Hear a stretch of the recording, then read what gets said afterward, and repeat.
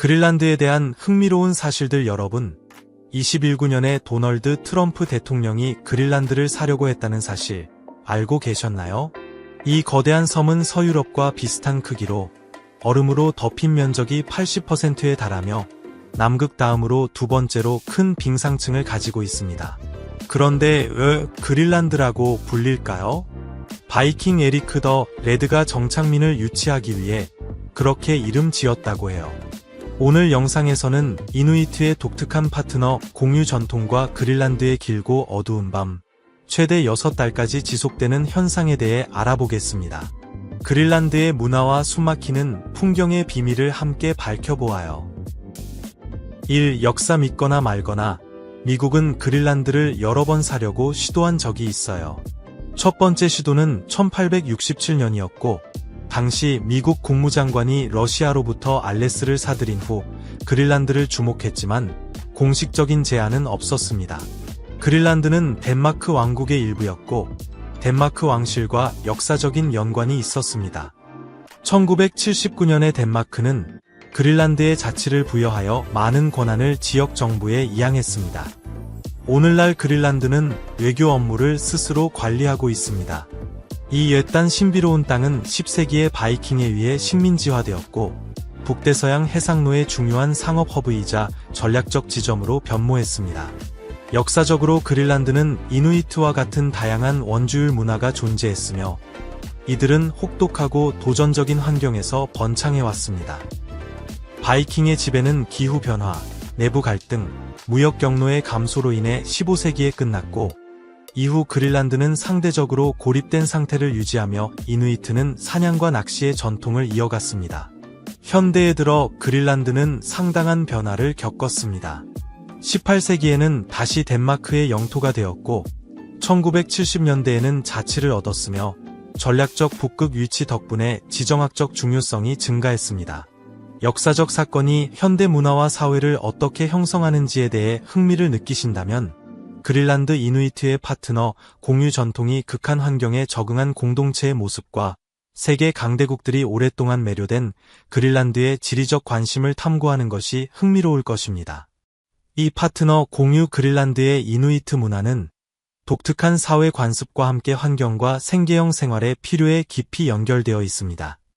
이러한 관습은 공동체의 유대감을 강화하고 길고 혹독한 북극 겨울 동안 상호 지원을 보장하기 위해 생겨났습니다. 그린란드의 극한 환경은 협력과 신뢰가 생존에 필수적인 밀접한 공동체를 요구했습니다. 가족 간의 파트너 공유는 동맹을 공고히 하고 공동체 책임감을 키우는 방법이었습니다. 보통 이누이트 가족들은 이글루라 불리는 지하 통로로 연결된 집에 살며 겨울철 외부의 혹독한 환경에 노출되지 않고 상호작용과 지원을 가능하게 했습니다. 이러한 조직은 생존에 필요한 협력과 자원 교환을 촉진했습니다. 이 관습은 단순한 사회적 배치 이상의 의미가 있으며 실용적인 이점도 있었습니다. 아내를 교환함으로써 가족들은 작은 고립된 공동체 내에서 유전적 다양성을 보장할 수 있었고 이는 근친교배의 위험을 줄였습니다. 또한 이 관습은 자원과 노동의 공유를 촉진하여 부족한 시기에 필수적이었습니다. 그러나 현대 그린란드에서는 이 관습이 널리 퍼져 있지 않으며 현대화와 변화하는 사회적 규범으로 인해 크게 줄어들었습니다. 그린란드 이누이트의 전통적인 생활 방식과 관습은 기후 변화와 경제 발전과 같은 외부 압력에 의해 크게 영향을 받았습니다. 여러분은 이 고대 이누이트의 파트너 공유 관습이 공동체 유대감을 강화하고 극한의 북극 환경에서 생존을 보장하는데 어떻게 기여했는지에 대해 어떻게 생각하시나요? 오늘날 우리가 공동체를 형성하고 유지하는 방식과 비교해보면 어떤 차이가 있을까요? 아래 댓글로 여러분의 생각을 나눠주세요. 3. 눈부심 하얀 눈으로 덮인 풍경을 하루 종일 트레킹한다고 상상해보세요. 태양의 강렬한 눈부심이 하얀 표면에서 반사되어 당신의 눈에 직접 들어옵니다. 시간이 지나면서 이는 눈부심이라는 고통스러운 상태로 이어질 수 있습니다. 눈부심, 즉 광각각막염은 그린란드에서 흔히 발생하는 문제로 광범위한 얼음과 눈이 자외선의 반사를 증폭시킵니다. 이 상태는 눈의 화상을 입는 것과 비슷하며 눈의 통증, 발적, 흐릿한 시야, 눈물, 일시적인 시력 상실 등의 증상을 초래합니다. 적절한 눈 보호 없이 밝은 햇빛에 몇 시간만 노출되어도 발생할 수 있습니다. 그린란드에서는 여름철 강렬한 태양과 풍부한 눈 때문에 눈부심의 위험이 특히 높습니다. 이 지역의 독특한 기후 조건, 즉 여름철 미드나잇 선의 존재는 자외선 노출을 연장시킵니다. 겨울철에도 눈과 얼음의 반사 특성으로 인해 태양의 광선이 강력하게 유지됩니다. 이로 인해 이러한 반사 환경에서 오랜 시간을 보내는 사람들에게 눈부심은 큰 걱정거리가 됩니다. 극야 그린란드 여행을 계획하고 있다면 극야라는 매혹적인 자연 현상을 경험하게 될 것입니다. 간단히 말해 이는 북쪽 지역에서 태양이 전혀 뜨지 않는 최대 6달의 기간입니다. 이 기간 동안 태양빛이 거의 완전히 사라지고 정오에 몇 시간의 희미한 빛만 나타납니다. 극야는 지구의 축이 약 23도 반 정도 기울어져 있어 겨울철에 북극권이 태양에서 멀어지기 때문에 발생합니다. 그 결과 북극권 내의 지역, 특히 북부 그린란드는 오랜 시간 동안 어둠에 휩싸이게 됩니다. 카나크와 그린란드의 다른 북부 지역에서는 극야가 즉시 완전한 어둠으로 이어지지 않습니다. 처음에는 10월과 11월의 태양이 수평선 바로 아래에 머물며 낮 동안 자연광을 제공합니다. 그러나 12월이 다가오면 어둠이 더욱 깊어져 진정한 극야 조건으로 접어들게 됩니다. 이러한 장기간의 어둠은 주민들의 신체적, 정신적 건강에 큰 영향을 미칠 수 있습니다. 햇빛 부족으로 인해 계절성 정서 장애, 즉 SAD가 흔히 발생합니다. 이 증상을 완화하기 위해 광선요법이 자주 사용됩니다. 이러한 도전에도 불구하고 그린란드에 회복력 있는 사람들은 이러한 극한 조건에 적응하여 긴 어둠의 달 동안 활동적이고 참여적인 방법을 찾아내고 있습니다. 계속하기 전에 여러분께 부탁이 있습니다. 구독 버튼을 눌러주시면 정말 감사하겠습니다. 여러분의 지원은 저희에게 큰 의미가 있습니다. 그 대가로 저희는 여러분을 위해 이슈를 더욱 발전시키겠다고 약속드립니다. 약속할게요. 5. 문화적 공존 그린란드에서는 이누이트와 덴마크 문화의 공존이 독특하고 매혹적인 혼합을 만들어냅니다. 덴마크 왕국 내의 자치 영토로서 그린란드는 두 문화의 전통과 관습이 놀랍게 융합된 모습을 보여줍니다. 이누이트 문화는 그린란드의 원주민의 뿌리를 두고 있으며 자연에 대한 깊은 존경심과 환경과의 깊은 연결, 유목 생활 방식이 특징입니다. 이누이트는 극한의 북극 조건에서 생존하기 위해 물개와 고래 사냥, 얼음 낚시, 이글루 건축 등의 독특한 기술을 개발했습니다. 그들의 언어인 이눅티투트는 그린란드의 공식 언어 중 하나로 많은 주민들이 여전히 널리 사용하고 있습니다. 반면 덴마크 문화는 식민지 시대의 그린란드에 큰 영향을 미쳤습니다. 덴마크는 그린란드의 기독교, 서구 교육, 정치 행정을 도입했습니다. 그린란드의 자치에도 불구하고 덴마크의 영향은 일상생활, 건축, 유리에서 여전히 뚜렷하게 나타납니다. 두 문화의 독특한 혼합은 그린란드의 다양성을 풍부하게 만들어줍니다. 그린란드의 국가 기념일은 6월에 기념되며 이 영토의 자치와 독특한 문화 정체성을 기립니다. 생동감 넘치는 문화 현장은 이누이트 음악, 예술, 공예와 덴마크 문학, 음악, 유리가 함께 어우러져 있습니다. 이누이트와 덴마크의 영향이 혼합된 매혹적인 모습은 이 거대한 섬에서 두 매우 다른 세계의 전통이 만나는 풍부한 삶의 테피스트리를 만들어냅니다. 6세계에서 가장 큰 국립공원 그린란드에는 세계에서 가장 큰 국립공원이 있으며 면적은 972만 제곱킬로미터로 대략 37만 5천 제곱마일에 해당합니다. 이 공원은 1974년 5월 22일에 설립되었고 1988년에 현재의 크기로 확장되어 그린란드 북동부 전체를 포함하고 있습니다. 이 공원의 거대한 크기를 감안할 때 대부분의 국가보다 큽니다. 북동 그린란드 국립공원은 광활한 얼음 시트와 험준한 산, 광범위한 피오르드 등 다양한 경관을 자랑합니다. 공원의 약 80%는 영구적으로 얼음으로 덮여 있어 기후와 생태계를 형성합니다. 이러한 혹독한 조건에도 불구하고 북부와 남부 해안은 여름철에 비교적 맑은 날씨를 즐기며 북극의 최북단은 북극 리비에라라는 별명을 얻었습니다. 공원 내에는 영구적인 인간 거주지가 없지만 연중 운영되는 여러 연구 및 군사 기지가 있습니다. 그 중에서 자켄버그 연구소와 시리우스 순찰대 본부가 주목할 만합니다. 이들은 이 옛단 지역의 주권을 유지하고 순찰하는 엘리트 덴마크 군사 부대입니다. 여름철에는 과학자들과 때때로 관광객들이 크루즈선을 타고 방문합니다. 이 공원은 또한 고대 이누이트와 신이누이트 문화의 중요한 고고학적 유적지를 보유하고 있습니다. 추운 기후 덕분에 이 고대 문명의 유적, 즉 텐트링과 도구가 잘 보존되어 있어 초기 인간의 거주와 극한 환경에서의 적응 전략에 대한 귀중한 통찰을 제공합니다. 대부분의 국가보다 큰 국립공원을 탐험하는 것에 흥미가 생기신다면 그린란드의 극한 북극 환경에 독특하게 적응한 매혹적인 야생 동물에 대해서도 들어보세요. 실 다양한 동물상 그린란드의 야생 동물은 극한 북극 환경에 독특하게 적응하여 놀라운 다양성을 자랑합니다.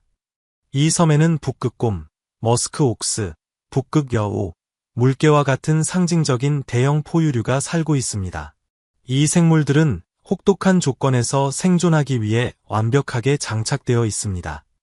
그린란드는 또한 퍼핀, 길레못, 북극 제비와 같은 다양한 바다새가 서식하여 이상적인 둥지와 번식지로 알려져 있습니다.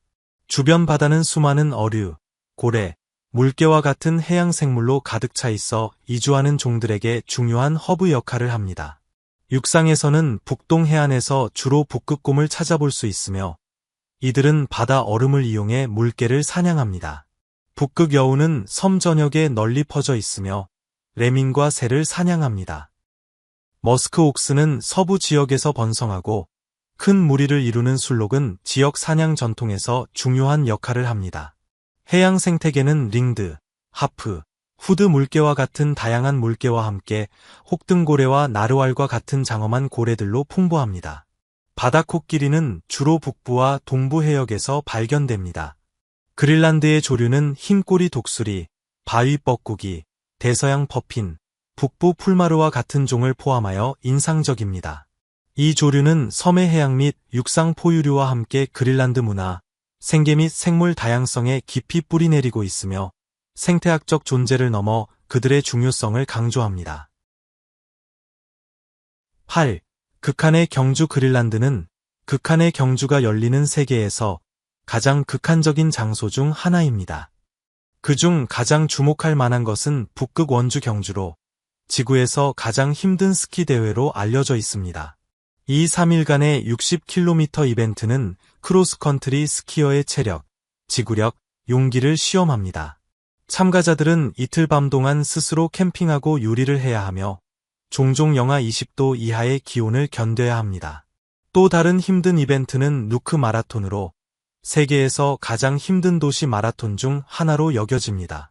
마라톤 애호가들은 그린란드의 다양한 장소에서 경주에 참여할 수 있으며 칸겔루수악에서 열리는 북극 원주 마라톤도 있습니다. 시시미우트와 카코르톡에서의 경주도 이미 소개되었으며 짧은 도전을 원하는 분들을 위해 그린란드는 수많은 짧은 경주 옵션을 제공합니다. 그린란드의 극한 경주에서 느끼는 아드레날린의 쾌감이 매력적이라면 섬의 얼음 시트에서 일어나는 극적인 변화에 대해서도 흥미를 느낄 것입니다. 이는 섬을 재편성하고 전 세계 해수면에 심각한 영향을 미치고 있습니다. 계속 지켜봐 주세요. 구녹는 얼음 시트 그린란드의 얼음은 놀라운 속도로 사라지고 있으며 매년 약 270억 톤이 줄어들고 있습니다. 이 손실은 전 세계 해수면 상승에 크게 기여하며 약 30에서 35%를 차지합니다. 그린란드의 녹는 시즌은 이전 수십 년보다 더 강렬해지고 더 일찍 시작되고 있습니다. 예를 들어 2024년 시즌은 더 빨리 시작되었고 1980년대와 90년대에 비해 더 높은 녹는 수준을 보였습니다.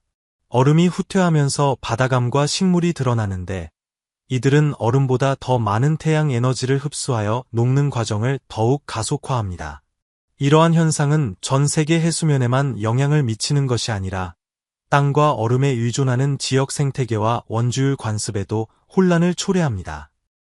과학자들은 나사의 중력 회복 및 기후 실험, 즉 GRAC와 같은 임무에서 얻은 위성 데이터를 사용하여 이러한 변화를 모니터링하고 있으며 이러한 영향에 대처하기 위한 기후 행동의 긴급한 필요성을 강조하고 있습니다. 10요리 그린란드의 요리는 진정한 요리 보물로 물개 고기, 고래, 술록, 생선, 신선한 해산물과 같은 토착 재료를 강조하여 지역 문화와 전통을 반영합니다. 그린란드에서 가장 인기 있는 요리 중 하나는 키비약으로 바다새를 물개 가죽에 몇 달 동안 발효시켜 만든 전통 별미입니다. 일부에게는 다소 이색적으로 들릴 수 있지만 현지인들에게는 매우 소중하게 여겨지며 진정한 별미로 간주됩니다. 사냥과 낚시는 그린란드 생활에서 필수적인 활동으로 신선한 고기와 생선은 지역 식단의 중요한 요소입니다. 또 다른 그린란드 요리의 상징은 수아사스로 술록이나 머스크 옥스 고기, 채소, 향신료로 만든 푸짐한 스튜입니다. 이 요리는 맛과 고기의 부드러움을 높이기 위해 천천히 조리되어 편안하고 풍미가 가득한 식사를 제공합니다. 12일 지구에서 가장 오래된 암석 그린란드에서 발견된 지구에서 가장 오래된 암석은 우리의 행성 초기 역사에 대한 놀라운 창을 제공합니다. 이 고대 형성물은 주로 그린란드 남서부의 이수와 초과층에서 발견됩니다. 이곳의 암석은 약 37억에서 38억 년 된 것으로 추정되어 지구에서 가장 오래된 것으로 알려져 있습니다. 매사추세츠 공과대학교와 렌셀러 폴리테크닉 대학교의 연구자들은 이 형성물을 폭넓게 연구했습니다. 그들은 우라늄납 연대 측정을 통해 연대를 확인하고 철사나물 광물에서 보존된 자기 신호를 조사했습니다.